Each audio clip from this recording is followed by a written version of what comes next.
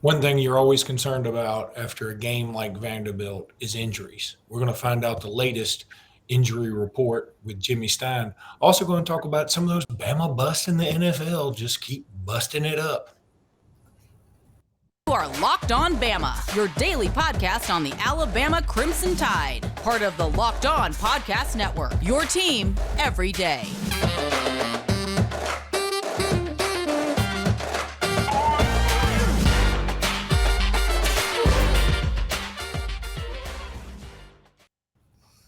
Hey, everybody, and welcome back into Locked On Bama. Luke Robinson, that's me. Jimmy Stein, that's him. Jimmy, how are you today? Good. Arkansas week. Wow, it's going to fly by, and the next thing you know, we're going to be kicking off against Arkansas, and I'll be scared to death. Yeah, and we're going to certainly dive into the Arkansas game. So many storylines, so much stuff to talk about with that. But we need to finish Vanderbilt, and we also need to talk about Bama in the NFL, maybe talk a little recruiting and some other SEC stuff. That's what we're going to do today. Let's go ahead and start out with some of these injuries. First of all, how badly were you scared when Cameron Latu went down? He went down and sort of just clutched his leg. What was weird, what really scared me, the leg that he landed on wasn't the one he was clutching. So that scared me to death. Then I thought Gibbs may have been hurt because McClellan got all the carries early. He got all of them. Yeah, And I was thinking, people were asking me about that. People were asking. I wondered if something was wrong with him. But I think he ended up with like 3 carries. I mean, certainly he did more of his damage catching the ball. I don't think there's anything wrong with him. I guess that was by design. I don't know. But certainly McClellan has earned the right to be the work toting the rock, if you ask me. I love Gibbs out of the backfield. I love him as a receiver, and I love him running the ball occasionally too. But I think McClellan is probably the better pure running back. Gibbs is just all around a superstar. And then Byron Young, is there anything you can tell us? I know apparently it's a sprained ankle. Do you think he'll be playing this weekend? It's too early to know. I mean, ankles are very day to day. Thankfully, I mean, the word is, I mean, in terms of what we believe is that it's not the dreaded high ankle sprain, which sometimes requires that catapult surgery, which can mess you up for weeks. And I don't believe it's that situation. So if it's the other situation, it's literally day to day, too early in the week to know. Haven't even practiced yet. But, the defensive line has played so well. Several members of that first team rotation on the defensive line have played well. Not just Byron. Boygby's played well. DJ Dale with a big sack last week. We know Jaheim Otis gets better every week. Tim Smith, I thought, played really well in the past game. So they can survive without Byron Young for a game or two. Also keep this in mind. We primarily are still lining up with nickel rabbits, meaning the normal, usual defensive alignment for Alabama right now is only uses 2 defensive linemen. So, yeah, we could live without Byron for a short period of time, but losing him for a long period of time would be a really, really big loss because, frankly, he's just our best defensive lineman. He's the best one we got. You mentioned Tim Smith. I thought one of the best moments of the game was Tim Smith is drawn off sides, and he doesn't even blink. He just starts running to the sideline. He's like, I know I'm out next play. All good. I'm out. I did it. It was me. That was great. And then the other thing we didn't talk about yesterday was the cheetah package. And that was, as I'm getting a phone call, I'm so sorry about that. I can't do anything but tell everybody I'm not taking phone calls right now, but I still get phone calls. Maybe it sounds like a cool sound effect in the background. I don't know. Regardless, the cheetah package, very interesting. Yep. We knew it was coming, but took long. Those 3 pass rushers back there certainly is scary to the opposition. Do you think we'll be running that a lot this coming weekend? You do? Well, this weekend, maybe not because of the style of play Arkansas utilizes. On the other hand, hey, when KJ Jefferson's out there, you better put as many athletes as you can.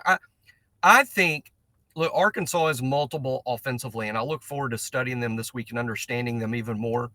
But It just seems to me from my understanding of what Arkansas is right now in this season is KJ Jefferson is the stir that he's the straw that stirs the shake.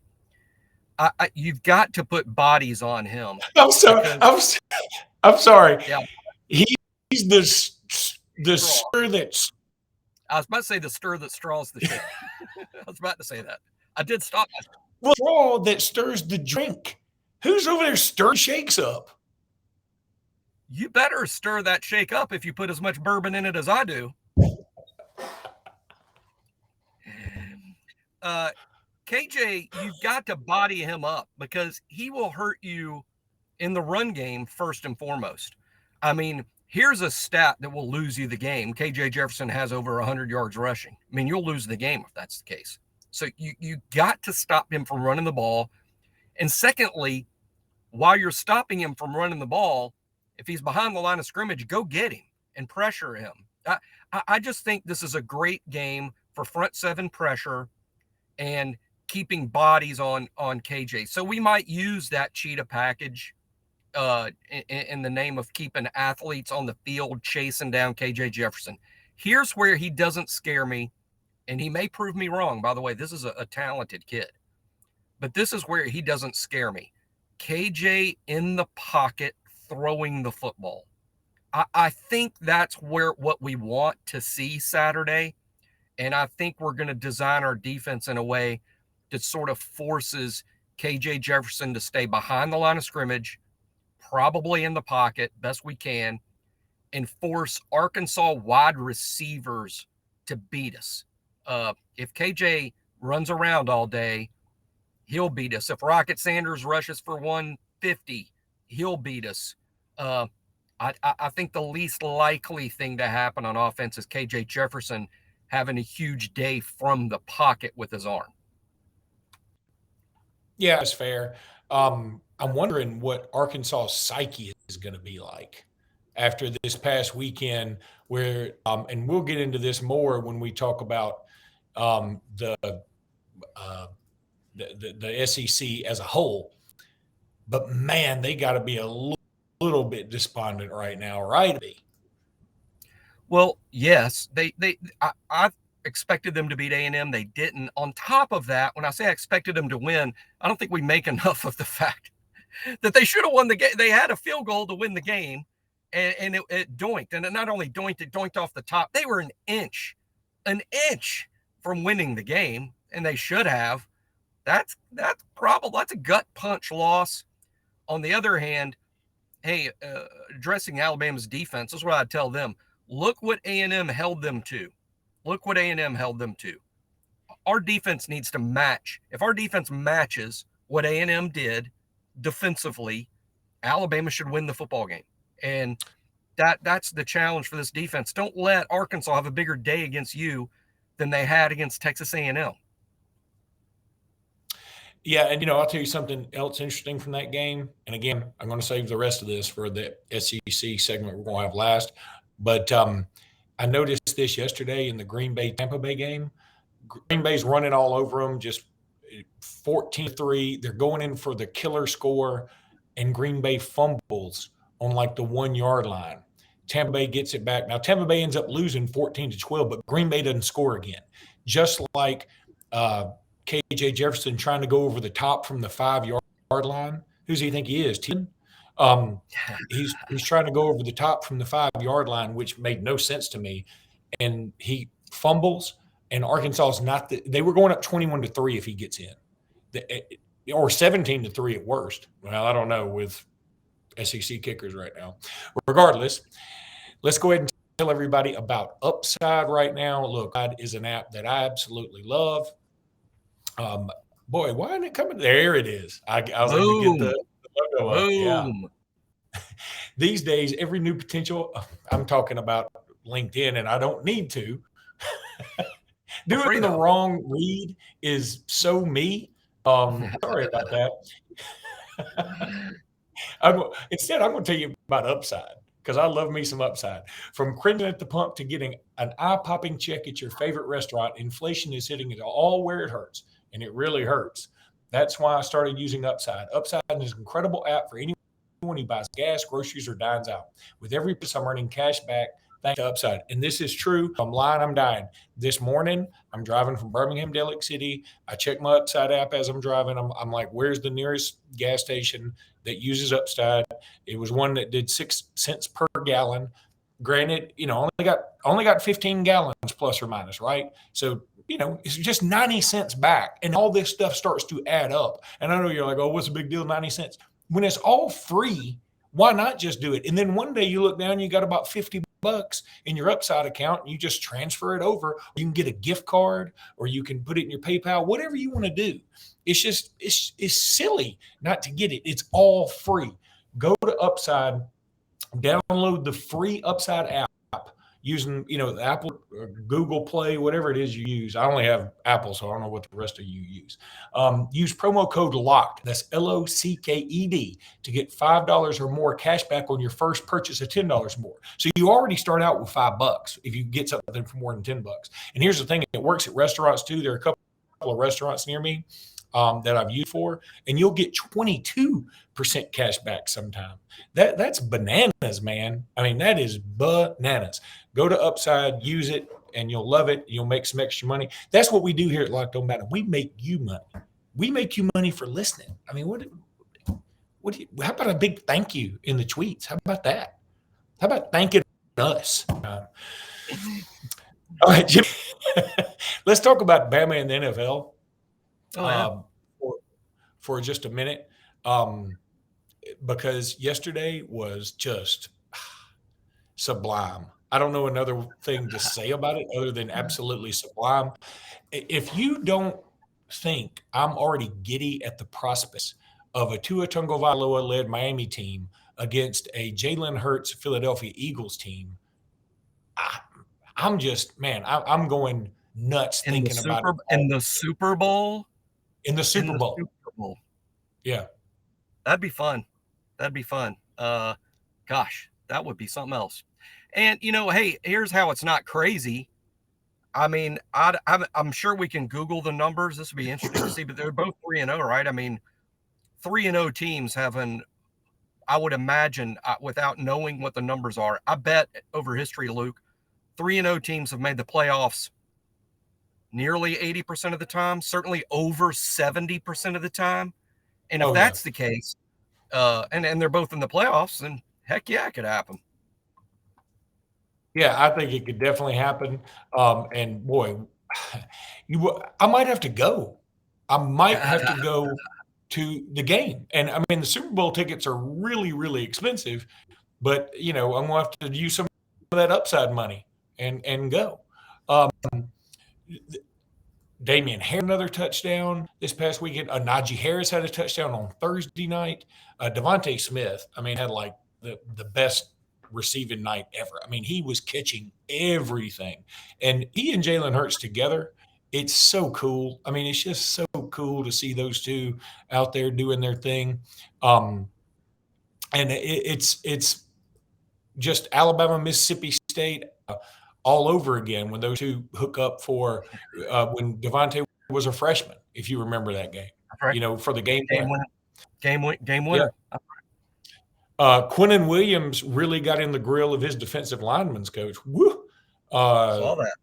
So let me tell you, to see with anything other than a smile on his face, It is. And Quinnen is one of those dudes that it seems like if you ever were to push the wrong button with him, that'd be the last button you ever push. Yeah, I mean, it was just such a break in the personality that we know from Q. That was stunning. But hey, sometimes what happens, I've been watching I've watched every minute of Hard Knocks this year, which is a real fun series on HBO. And it's easy to see how lines can get crossed. That coaching job in the NFL is very intense. They get on the players very hard. And when you do that, there's a line. There is a line. And seemingly sometimes a player's perception can be that the coach crossed it. And you're dealing with adults here, not children. And I think it's fair sometimes for the players to say, sir, you have to remember that I'm an adult. And you you will speak to me in that way, you know? And I'm not saying that's what happened here. I don't know what happened here. I'm just saying that, hey, Q, boy, I just never seen Q lose it like that. No, and it was funny. Like at first, the coach started backing up, and then like some other players were in between him, and then he was coming back towards him. It was one of those, hold me back moments. Hold me back. Mac Jones, he had a rushing touchdown. He did the gritty, good for him, but he also threw 3 picks. I really like Mac Jones. I really do, and I think he's going to be good. Here's what I put this picture up. They hurt took his a ankle, picture. by the way. He hurt his ankle badly, and this is the picture that somebody put out there of him going to the locker room. And I mean, I'm thinking, oh my God, that's the worst shot of anybody ever. I mean, that is so bad. I hate the way that it must have hurt. And high ankle sprains, for people that don't know, as I'm putting on my doctor hat here, a high ankle sprain, which is what Max got, a high ankle sprain is actually a torn ligament, because the ligament has to be repaired. Now they can repair it by surgery, and it gets you back quicker, that catapult surgery. But a high ankle sprain is literally a torn ankle ligament. So, yeah, I bet it hurts. Yeah, it's got to hurt. I mean, I did not like seeing his – I just didn't like the picture. I felt like they sold him short. I mean, I was like, man, don't do a picture like that. What the heck is wrong with y'all? And then, of course, look, there were dudes. Jonathan Allen made some plays. Durant had a safety. I mean, Derrick Henry had a touchdown. I got him on my fantasy league. He's on my fantasy. Josh Jacobs. How can he be on your fantasy team when he's on my fantasy team? Cheating on you, bro. He's got a burner fantasy team. Burner fantasy. All right, Jimmy. I should never have drafted a ball player on my fantasy team. They're all alike. True. Let me tell everybody about Alumni Hall. If you like shirts with logos like this, if you like shirts with other logos that involve Alabama, you can go to Alumni Hall and check them out. Go to Alumni Hall, Google Alumni Hall, Alabama. That's the way I get to it every time, because you go to Alumni Hall, they got a different Alumni Hall sites, but you want to go to the Alabama one. Google Alumni Hall, Alabama, and you will see all this cool stuff, man. They got cool stuff left and right. You will love this website. Please, please, please go check them out. I'm telling you, we appreciate them so much. They've already sent Jimmy and me here, which we love. I've worn it all the time. And Alumni Hall's they got literally anything you want when it comes to Alabama. Just Google Alumni Hall, Alabama. Go check them out. I promise you, you will love it. That's Alumni Hall, the Alabama site. Now, they got some other sites, but I want you to visit the Alabama site, Alumni Hall, Alabama. All right, really quickly, Russaw and Smith visited Alabama, and it sounds like they loved it. I want you to just talk about that before we get into the rest of the SEC. Yeah, Russaw and James Smith, I continue to be confident about this. I say I'm confident. I also know it's going to be difficult. These kids are, look, they're as highly recruited as you get. And I know they've narrowed it down to a few. It's Alabama, it's Georgia, it's Florida, it's Auburn. Auburn is one of the few things Auburn's legitimately in on. I don't think it would be Auburn. I really think this is kind of an Alabama-Georgia deal, but could be Florida, could be Auburn. Look, they're as highly recruited as it gets. I think they've always been a December decision. I still believe they won't make a decision until December, maybe not even until signing day. So this is going to be stressful for those of you who stress. Those of you who are panic prone, go ahead and start panicking now if you want, because you'll be in your comfort zone panicking all the way to December. It's huge. It's huge to get them not only in-state guys, but wow, what does Alabama need to hit it out of the park in this recruiting class? More defensive linemen, more linebackers. Here's the rare package deal of really 2 5-stars. I mean, I don't know that Quay Russaw is a 5-star in every service, but he's a 5-star to me in the sense that there is not a program in America that won't fight to the death to sign that guy. That's a 5-star to me. And James Smith, of course, may be the best defensive tackle prospect in the United States. So it's huge. I believe they'll go to Alabama. I've been pretty consistent on that for quite some time. I don't think I've ever really wavered. But even though I'm predicting Alabama, hey, this is far from a lock. It's going to be difficult. Everyone else wants them badly. But I think basically just landing those two alone, Luke, will put this class over the top in terms of one of the great Saban classes. Just signing these two alone with what we've already with the hay that's already in the barn. Yeah, I totally agree with you. I do think they end up at Alabama as well. I know this is a Bama biased podcast. We are. But we also have our various sources. The rest of the SEC for a minute. It's getting kind of interesting. Tennessee back in the top 10. Ole Miss, Kentucky. That's going to be an awesome game coming up. And why in the world that's the 11 o'clock game and Auburn LSU gets the limelight, I don't know. Because I'm going to tell you something. I watched that Auburn Missouri from start to finish. Holy cow, those were two bad football teams. It was like a couple of guys in a UFC fight, and the only weapon they could use is like a wet angel hair spaghetti, and they're sort of whipping it at each other and somewhat getting each other wet. I did not know where you were going with that. I did not know, and I'm glad you went with the angel hair spaghetti. What's less than a pillow fight? I mean, what's less than a pillow fight? I mean, two teams that were so. I mean, I'm dead serious, and I'd never felt this strongly about it before. Here's how bad that was. I didn't go into the game necessarily feeling this way, but I left that game going, how does Drinkowitz still have a job this afternoon? I mean, and I sort of like him personality-wise, sort of like him. I think he's an interesting guy. I think he's a smart guy. But that is not working, Mizzou. That is not working. And it's year 3 for him at least.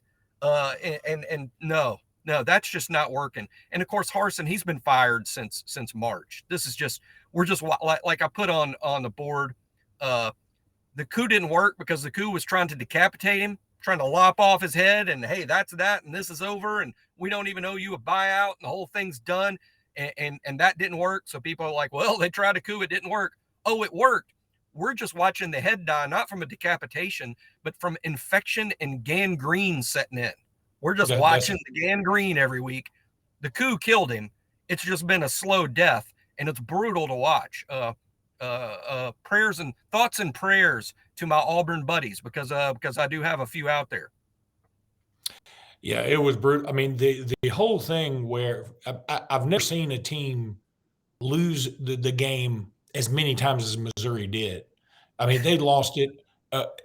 The pass to get to like the 2-yard line, and then they play for the field goal with a field goal kicker who doesn't.